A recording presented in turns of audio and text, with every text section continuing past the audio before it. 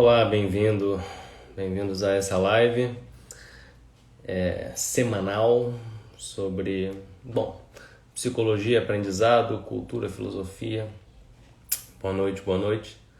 Se estiverem me ouvindo, acenem aí, deem um sinal de que o som está chegando para a gente entrar fundo aí nos assuntos. Porque hoje a gente vai falar alguns assuntos bastante relevantes.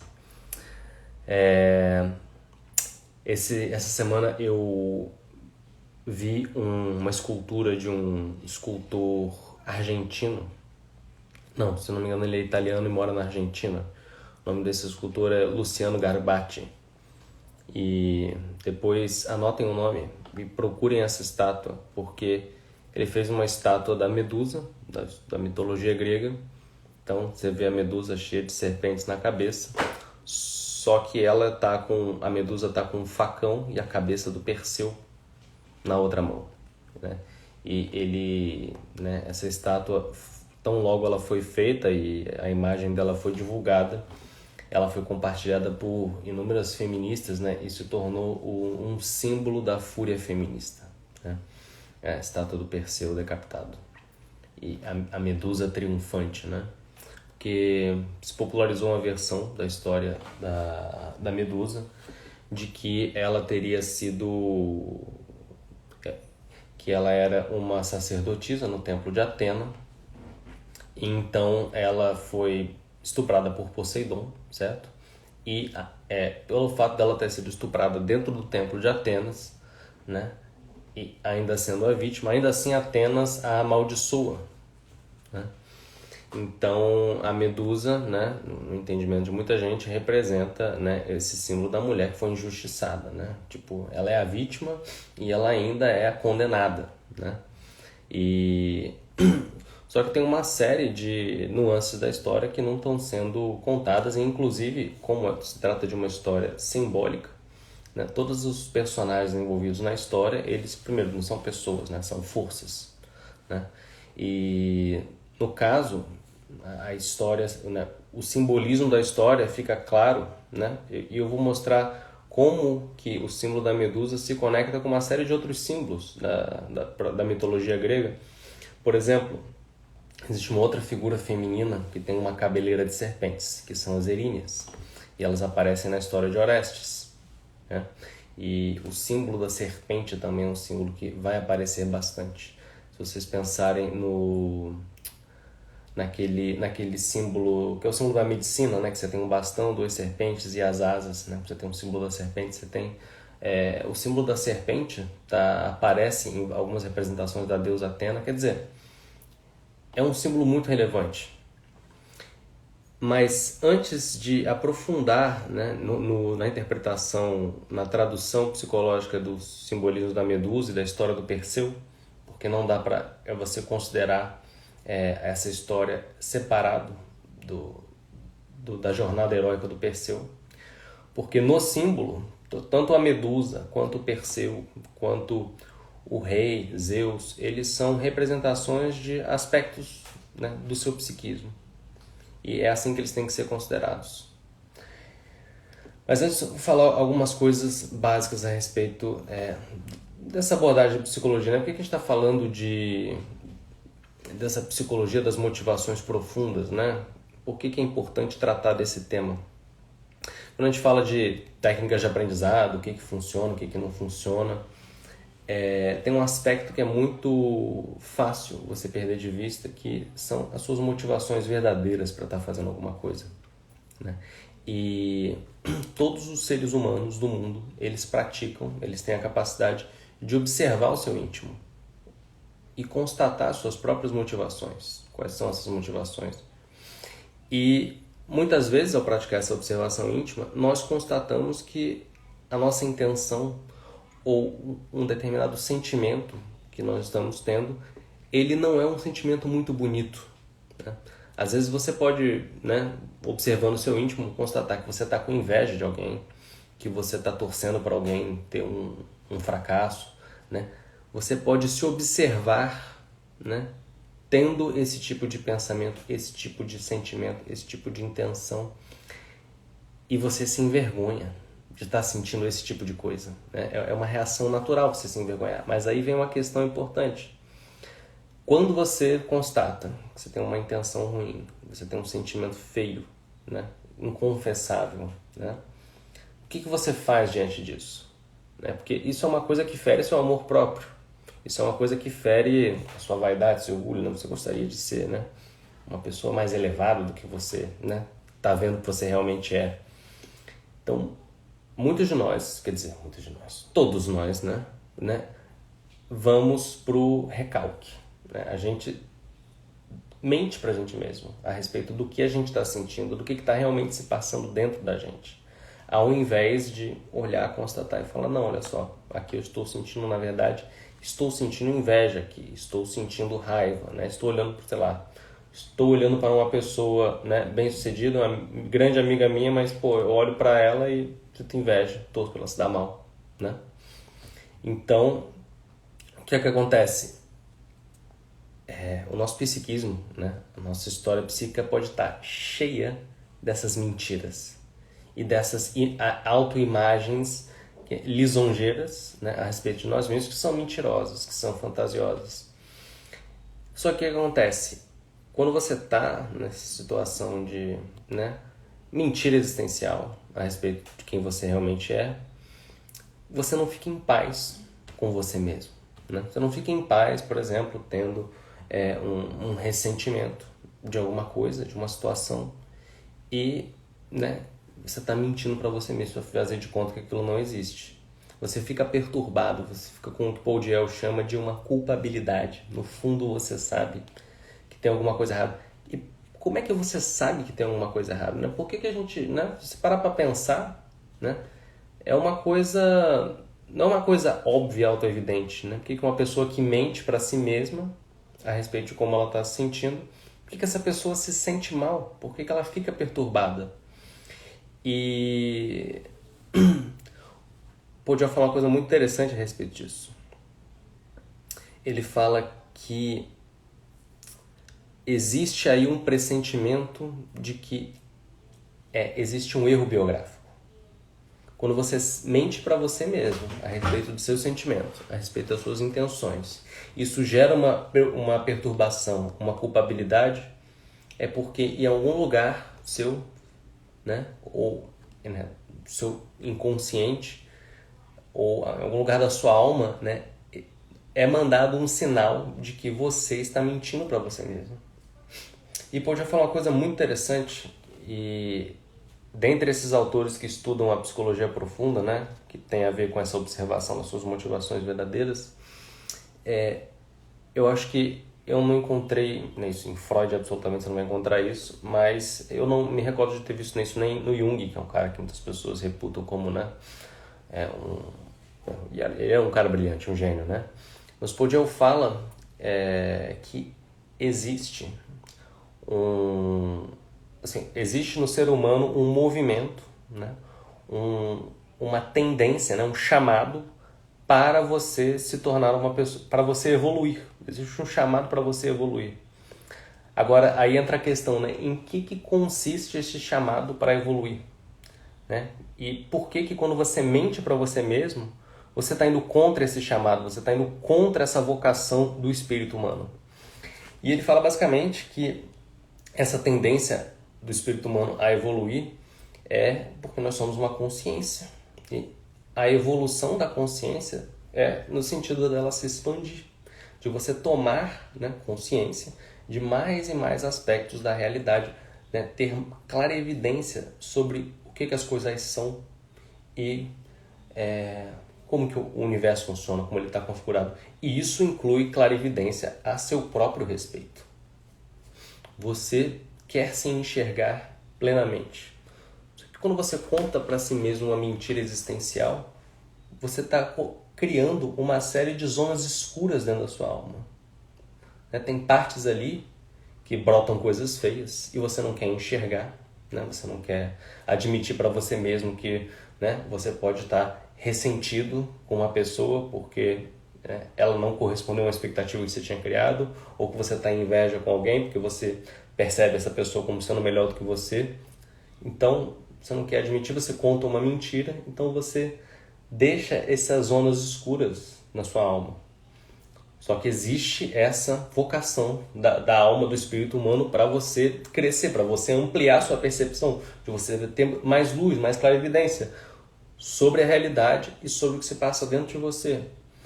Então você está indo contra isso. E isso gera uma tensão interior, gera um mal-estar, né? E esse mal-estar, no fundo, é bom, porque é sinal de que, olha, você está reagindo, né? Tem algo em você que não está deixando você se ferrar, né? Se arruinar. Então, um aspecto importante agora, né? A respeito de como isso se manifesta, está muito atrelado aos nossos desejos, né? O desejo, ele funciona como uma interface entre as nossas necessidades, né? Você pode pensar em você mesmo como um grande sistema composto de vários subsistemas e cada um deles demanda algo, né? Então, por exemplo, tem lá o seu subsistema alimentar, ele está demandando que você se alimente, né? Tem lá o seu subsistema sexual que está demandando que você, né, copule, né? Você tem vários subsistemas, tem o sistema social que demanda que você interaja com outras pessoas, faça laços, faça amizades. E o que acontece? São necessidades, mas como que elas chegam para você? Elas chegam como desejos. Mas o desejo chega como, né? O desejo não é uma coisa que tem peso ou que tem claridade. Como é que a gente sente o desejo? Então, o desejo ele chega, né, como uma sensação, né? Se você parar para pensar, meu filho se apossou do celular da minha mulher. Sai daí, cara. O desejo, ele brota. Rapaz, isso não é live para criança, não, sai daí. O desejo brota em você como uma sensação. Se você pensar quando você sente sede, quando você sente fome. Mas também, né, o desejo, ele se comunica com a sua consciência através da sua imaginação. Se você começar a sentir um desejo por algo, a sua imaginação imediatamente vai ficar preenchida das imagens das coisas que vão satisfazer esses desejos. Então, se você estiver com sede, né, você quer beber água, não tem água por perto, você vai começar a imaginar a água, vai começar... se estiver com fome, né, você vai começar a imaginar comidas e coisas, né? Essa relação pode acontecer, né? É muito comum que aconteça. E então, olha só, ao mesmo tempo, o desejo está intimamente relacionado com o sofrimento. Inclusive, você sofre na medida em que os seus desejos não são atendidos. Mas ao mesmo tempo, olha só, o desejo não está conectado com a necessidade, né, de uma maneira tão linear. Você pode ter desejos inflados. Você pode querer coisas que são absurdas, né? Então,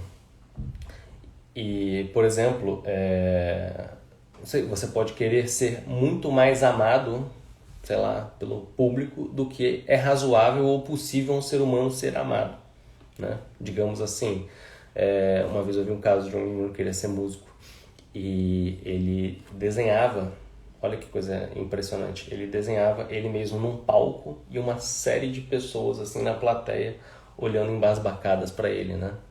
Então você vê, ele estava desejando ser admirado, né? Ser, de certa forma, adorado, né? E era um desejo irrazoável, né? E veja, no fundo, esse menino queria ser músico. Só que no fundo existia um desejo por admiração, né? Que estava relacionado a outras coisas mais profundas até da história dele. Mas é interessante quando você vai puxando o fio e vendo o que realmente está por debaixo, qual é a intenção verdadeira, né? E você vê, né? Não é uma coisa, né, fácil nem simples de admitir muitas vezes para uma pessoa que ela quer ser adorada por uma plateia, né? E veja, existe uma linha fina aí, porque muitas vezes, quando se confessa um erro, uma falta, uma culpa, muitas vezes essa confissão é feita de uma maneira exagerada, como se A própria confissão é exagerada, né? E o exagero da confissão, o exagero do reconhecimento da própria falta, ele de certa forma falseia a correção de rumo, né? Eu trabalhei muitos anos como professor de inglês, né? E é muito interessante que eu via isso na aula de inglês, porque muitas vezes quando você está dando aula para alunos iniciantes e eles estão se enrolando com a pronúncia de algumas palavras no início, eu observei uma aluna fazer o seguinte movimento. Quando ela vinha numa sequência que ela vinha falando bem, sem tropeçar na pronúncia de nada, ela falava, caraca, eu sou boa pra caramba nisso, não sei o quê. Se ela começasse a errar, se ela cometesse 1, 2 erros seguidos, aí ela entrava numa onda contrária. Ela falava, caraca, eu sou uma pessoa horrível, cara, eu não presto mesmo pra aprender isso, não sei o quê. Mas ela ia pra esses extremos. Era uma coisa muito louca. Assim, poucas vezes eu vi isso de uma maneira tão clara, assim, tão nítida, num espaço tão pequeno de tempo, sabe? E o que acontece? Muitas vezes esse movimento acontece pra gente de uma maneira não tão óbvia, né? Quando você acerta, né? Quando você manda bem, você exalta os seus acertos de uma maneira desproporcional. E quando você erra, você se culpabiliza, você se maltrata, você se amaldiçoa, também de uma maneira desproporcional, né? E veja, nenhuma das duas é verdadeira, né? Nenhuma das duas ajuda você, né? Nas duas existe uma exaltação da imaginação, né? Nas duas a vaidade é que está machucada, né? Quer dizer, quando você reconhece o erro e você exagera a sua culpabilidade, é a sua vaidade que está gritando ali. E quando você acerta e você está se sentindo a melhor pessoa do mundo, é a sua vaidade também que está gritando, né? Só gritando no bom sentido, né? Tá tipo, celebrando, né? Então, o Davi Kirchner pode falsear a voz interior também? Eu diria que a voz interior aí, bom, eu teria que ver o que você está chamando de voz interior, porque, veja, aqui é uma questão muito, muito íntima, assim, de você observar o que você realmente está sentindo e você não mentir a respeito da sua motivação ou do seu sentimento, ou de como você está realmente reagindo a uma situação, né? Como eu falei no início, né? A observação íntima é uma coisa que todos nós praticamos, né? E a gente constata que em certos momentos a gente está sentindo inveja, ou a gente tem uma intenção feia, ou um sentimento feio em relação a algo. Só que a gente não gosta de admitir essas coisas, a gente costuma justificá-las com uma mentira, né? Ou a gente vê muito isso em pessoas que se converteram há pouco tempo para uma religião, por exemplo, né? A gente acabou de virar católico, né? Ele é católico há 2 meses, mas o comportamento dele é como se ele fosse um cruzado, né? Do período medieval, do século XII, né? Que está indo lutar contra os infiéis, entende? E, obviamente, né, você vê isso também em política, nem se fala, né? Você pegar o pessoal de esquerda, então, inclusive, a estátua que eu abri comentando essa live a respeito, né? Que é uma estátua da Medusa triunfando sobre o Perseu, né? É a estátua de uma mulher com a cabeleira cheia de cobras e ela está segurando numa mão uma espada e na outra a cabeça do Perseu. Inclusive tinha falado aqui o nome dele, deixa eu ver se eu pego aqui o nome dele de novo. O nome do artista que fez essa Medusa se chama Luciano Garbati. Depois eu vou penso até em fazer uns stories sobre isso e para mostrar essa estátua e fazer um comentário. Então, vamos ver o seguinte, então. O que é a história do Perseu e da Medusa, né? Então, os monstros que aparecem nessas histórias místicas, eles são representações justamente dessa mentira existencial. Eles são a representação dessa imaginação exaltada, né? Que é justamente aquilo que leva você a se destruir, né? Se você se deixar levar pelo seu ressentimento, pelo seu rancor, né, isso vai devorar a sua vida. Isso vai, né, impedir que você cresça, que você ganhe lucidez, que você ganhe clareza sobre o que se passa na sua alma. Então, o herói representa justamente o movimento que você faz de esclarecer, de evoluir, né, de ganhar clarividência sobre o que acontece na sua alma. Então veja, o herói é um pedaço de você. O monstro, no caso a Medusa, também é um pedaço de você. E o surgimento da Medusa, né, também é simbólico desse erro essencial, desse erro contra a vocação humana mais íntima, né, a vocação humana para o espírito. No caso da Medusa, né, você vê assim, ela era uma pessoa que, né, sacerdotisa do templo de Atena, ou seja, uma pessoa que cultiva a sabedoria, né, tem alguma relação, alguma busca com a sabedoria. Só que, em algum momento, a Medusa se sente mais bela, mais desejável do que a deusa Atena, né? Então existe uma vaidade no fundo. E essa vaidade, né, faz com que ela atraia sobre si o Poseidon, né? Como, se você pensar nas forças que esses deuses representam, né, quando você se afasta da sabedoria, quando você acha que você é bonita demais ou você é especial demais, que você não precisa, né, se pautar pelos referenciais da cultura, porque você vai dar o seu jeito, sabe? Esse tipo de vaidade idiota que muita gente cai, principalmente jovem. O que você faz? Você fica à mercê dessa... Poseidon é como se fosse o Satanás, né? Mas ele representa essa puxada para baixo, né? Ao mesmo tempo que a gente tem dentro do espírito humano, você tem a vocação para a elevação, para o ganho de clarividência, você também tem uma inclinação animalesca de fazer a sua consciência submergir, apagar sobre uma massa de estímulos, uma massa de sensações, né? Quanto mais sensação, quanto mais prazer, por exemplo, estimulação, mais a consciência vai ficando apagada e você vai ficando, né? Tanto que, nesses casos, o símbolo da água aparece muitas vezes como um símbolo negativo, né? Uma coisa que está cobrindo você, abafando, né, a água como sensação. E Poseidon, né, é o deus que ele representa, ele é o deus das profundezas, ele é o deus dos terremotos, né? Então ele puxa você para baixo. E aí o que acontece? Então a Medusa, né, ela é tragada por esse deus, e aí a deusa Atena a amaldiçoa, né? Assim, você abandonou a sabedoria para se juntar com o deus, né, para se submergir na animalidade. Então o que acontece?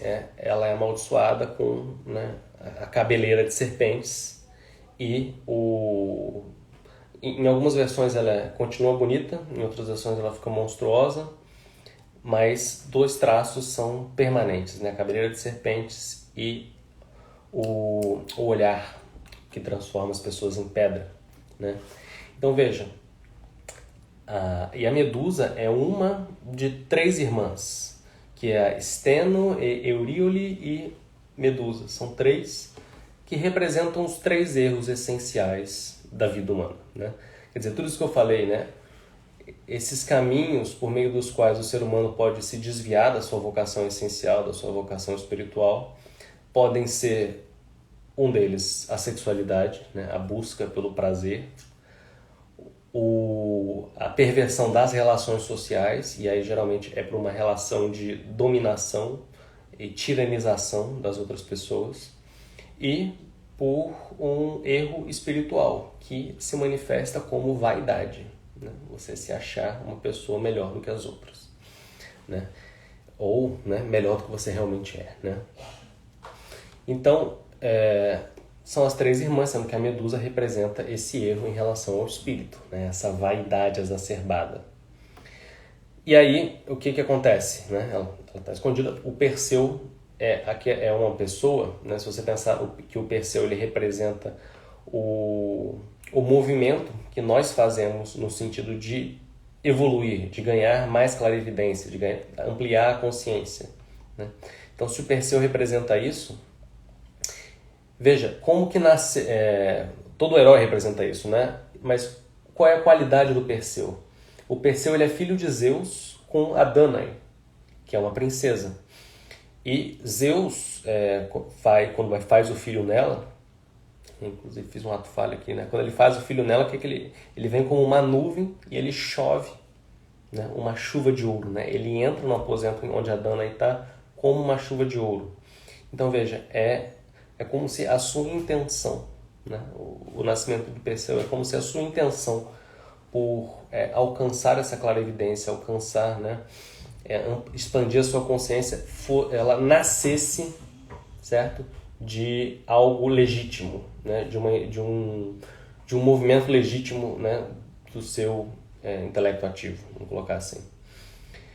E o que acontece, né? Quando Danae fica grávida e Perseu o avô de Perseu descobre, né? Porque ele ouviu falar que o neto ia matá-lo, né? E o que acontece? Perseu tem dois pais, né? Como se ele tivesse dois pais. Ele tem o Zeus, próprio Zeus, e ele tem o avô, que é um homem comum, mortal, e que na verdade está contra ele, né? Porque tem essa profecia de que Perseu vai matá-lo, né? E é interessante porque é como se todos nós tivéssemos dois pais, né? Como se nós tivéssemos dois possíveis destinos finais para o qual nós vamos tender, né? Que pode ser o da sublimação, pode ser o caminho da expansão da consciência, ganhar mais clarividência sobre a realidade, sobre o que se passa dentro da sua alma. E por outro lado tem o caminho da perversão, que é esse afundar, esse submergir, né, num oceano de estímulos e de obscuridade, né, apagar a sua consciência, né, voltar, de certa forma, querer voltar para a obscuridade do instinto animal, sabe? Então, o que acontece? Inclusive Perseu, né, como ele está vocacionado a ir em direção a Zeus, né, ele mata por acidente o avô, né?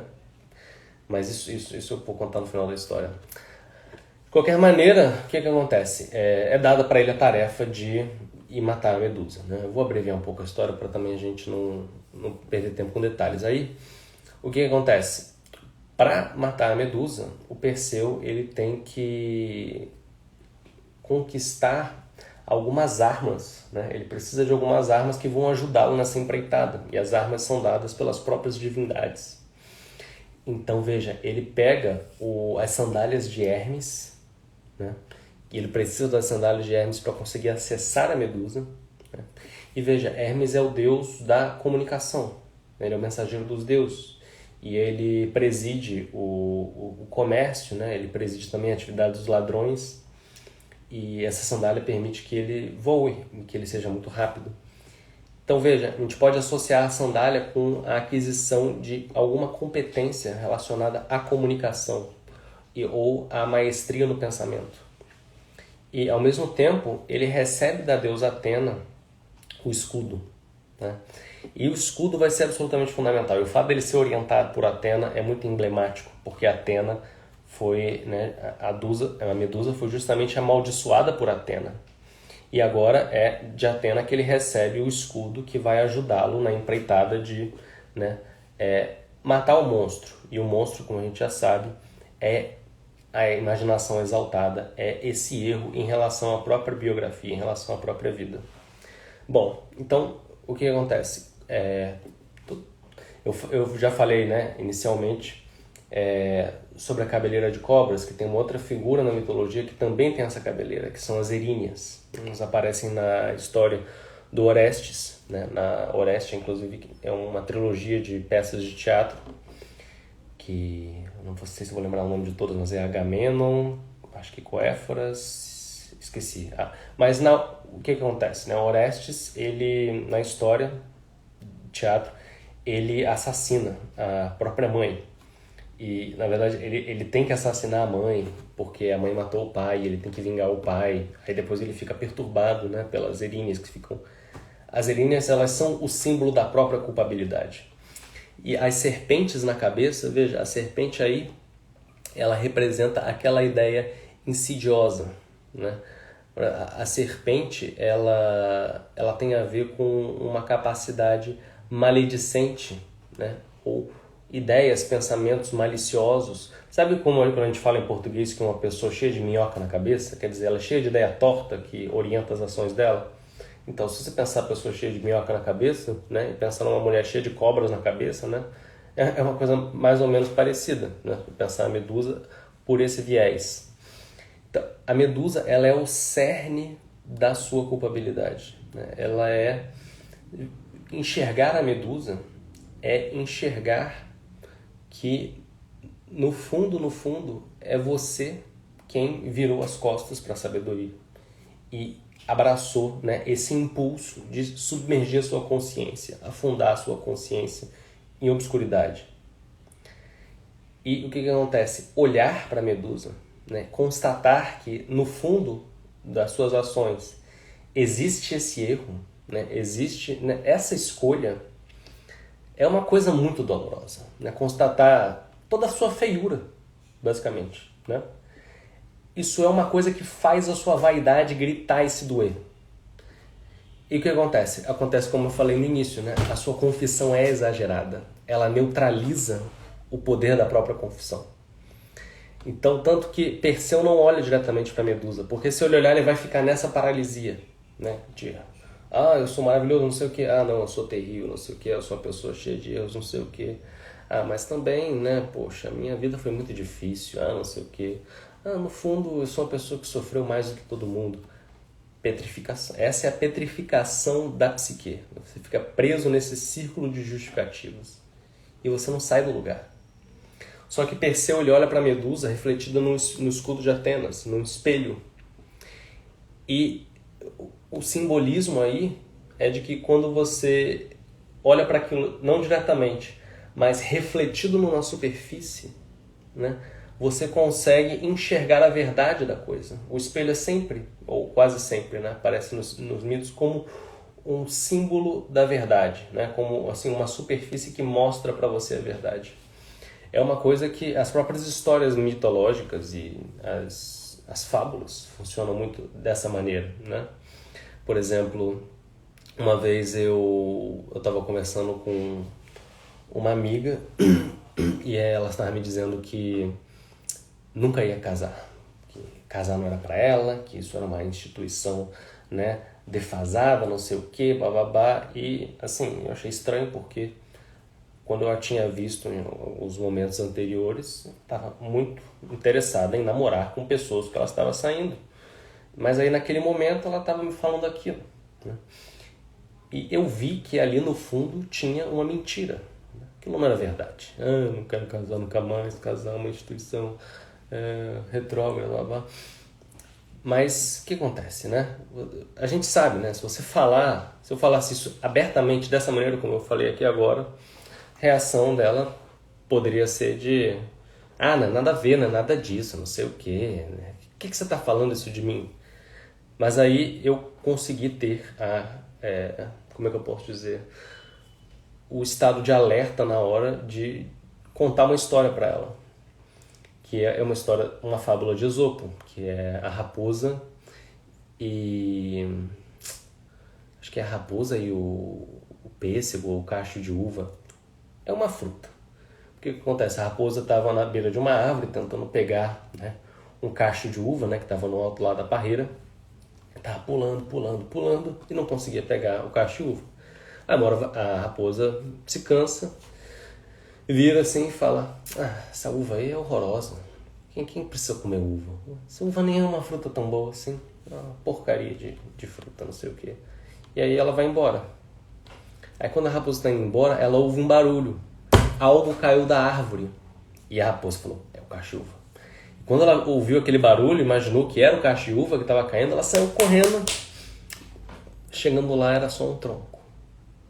Aí ela, constatando o que ela tinha falado e o que ela tinha acabado de fazer, ficou meio constrangida. Foi embora. Aí eu contei essa história pra ela, né?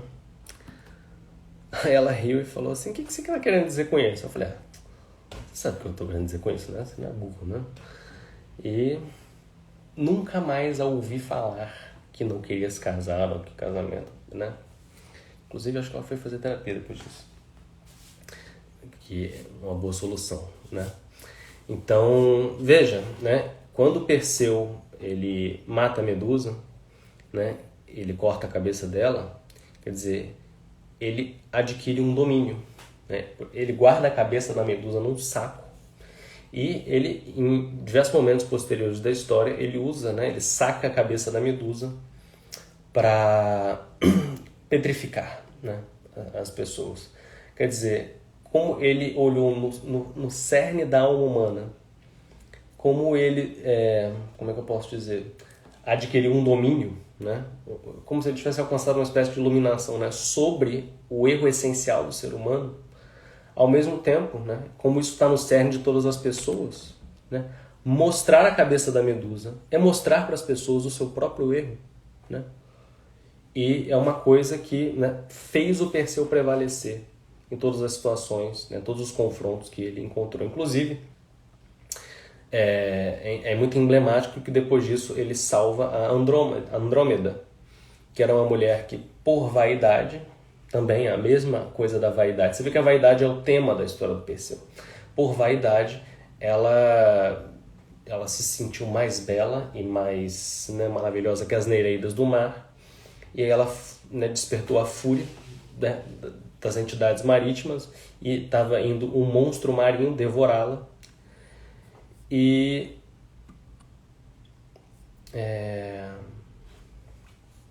o que acontece? Estava indo um monstro marinho devorá-la e... Peraí que eu me perdi aqui porque eu recebi uma mensagem aqui no computador. E aí ela estava lá para ser, como ela, na vaidade exaltada dela, né, despertou a fúria, né? É a mesma ideia da Medusa com Poseidon e Atena, né? Como ela se sentiu melhor que a deusa da sabedoria, ela atraiu sobre si, né, o Poseidon, mesmo jeito a Andrômeda, ela se sentiu melhor que as Nereidas, não era nem a deusa Atena, e ela atraiu sobre si o monstro marítimo. Só que então é um erro por vaidade, né, que faz a pessoa ser tragada, ser devorada. A gente vê isso numa versão mais branda, de certa forma, nas fábulas, né? Quem já leu aí a história da lebre e da tartaruga, né, que a lebre aposta uma corrida com a tartaruga e a lebre perde a corrida, porque a lebre resolve dormir no meio da corrida e acaba dormindo o dia inteiro e a tartaruga vence a corrida, né? Então, né, existe uma ideia de que a lebre estava se sentindo tão espetacular, tão maravilhosa, que ela cometeu um erro, né? E o erro fez ela perder. Então, é interessante porque isso acontece numa escala mais dramática, né, em relação à sua alma, vamos colocar assim. Só que Perseu consegue salvá-la, né? Perseu salva a pessoa de ser tragada, né, pela própria vaidade, né, porque ele dominou isso nele, né, e como ele vence o monstro marinho, ele mostra a cabeça da Medusa, né. Então é uma história de triunfo, né. O Perseu, ele é o grande campeão, né, a pessoa que triunfa sobre o erro existencial do ser humano, né. E assim, ele é o equivalente a Jesus Cristo na mitologia grega, né, guardadas as devidas proporções, né? E é por isso que eu achei aquela estátua, né, assim, do ciclo dos heróis que lutam, né, que enfrentam a vaidade, ele é o único que triunfa. Nem mesmo Belerofonte triunfa, porque Belerofonte, quando ele vence a vaidade, só que ele se envaidece por vencer. E ele passa a achar que ele é igual aos deuses. E aí ele é fulminado. Então Belerofonte é uma história de crescimento, né? É uma pessoa que ascende, que cresce, mas como ele ascende, como ele cresce e como ele se envaidece por causa do próprio crescimento, ele é arruinado, ele é destruído, né? E isso me lembra aquelas pessoas que têm muito sucesso, né? E quando elas tiram foto, não sei se vocês já repararam nisso, mas elas estão sorrindo na foto, só que elas estão dando um sorriso assim. E esse sorriso, quem estudou expressões faciais, se não me engano, eu não lembro do AU, mas esse músculo, acho que se não me engano chama zigomático, é um músculo que nós puxamos quando nós estamos experimentando desprezo, estamos sentindo desprezo por alguém ou por alguma coisa, né? Você faz esse sinal. E você sente desprezo quando você se sente moralmente superior a alguém. Então olha que coisa louca, né? Sentir-se moralmente superior, né? Ter desprezo, né? Isso tem uma cara, isso tem uma expressão facial reconhecível. E você vê isso aparecendo assim, em situações, né? Quando o pessoal vai tirar foto, muitas vezes, ou está discutindo com alguém. Bom, e é interessante você também observar, porque você também é feito, né, de excrementos também, né? Então você também tem sentimentos baixos e é bom você reconhecer isso você mesmo, porque, nossa, né, o desprezo não é uma coisa que está só na alma dos outros, né? Inclusive são uns problemas da nossa época tão politizada, né? E esses movimentos de esquerda você vê muito isso, né? O problema do esquerdista, além da cosmovisão completamente distorcida a respeito de quase tudo, é de que eles estão sempre acusando os outros, né? Os outros têm sempre um problema, o sistema está errado, né? Mas eles são pessoas puras que querem o bem, né? Todo mundo já deve ter observado isso, né? Que, né, o capitalismo, o machismo, não sei o quê, e a pessoa que está falando tudo isso, pessoa linda, pura, perfeita, que quer uma sociedade melhor. Então, né, é muito engraçado, cara, ver essas coisas. Então, né, com isso eu encerro essa live sobre mitologia grega, sobre a história do Perseu. Ah, sim, só um comentário final. Veja, o Perseu representa coisas muito... É um impulso, né, de crescimento, de evolução muito elevado. Então, quando eu vi aquela estátua da Medusa com a espada e a cabeça do Perseu na mão, cara, eu tive uma sensação muito ruim, sabe? De como se a nossa época exaltasse, né, justamente a imaginação exaltada, né, como se a nossa época estivesse reverenciando a revolta, né, além de ser uma interpretação completamente estúpida do mito, né, antes de mais nada, né, vocês leram uma história e vocês não souberam interpretar. Mas se você pensar no simbolismo psicológico profundo que tem no fundo disso, né, cara, existe uma exaltação, né? Uma adoração do erro, né? Uma adoração da revolta. E isso é uma coisa muito feia, cara. Né, pra gente se posicionar bem em relação a essas coisas, a gente tem que enxergar ela pelo que elas são, né? Nem de mais, nem de menos, né? O escudo de Atenas, né? Ele de certa forma te permite ver as coisas com mais objetividade, né? Sem elas estarem, né, embaralhadas em tanta afetividade, né?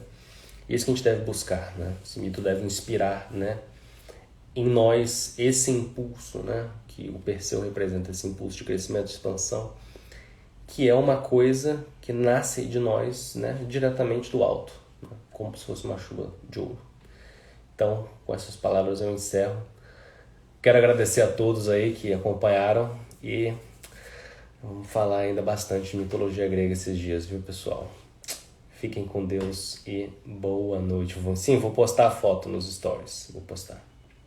Abraço.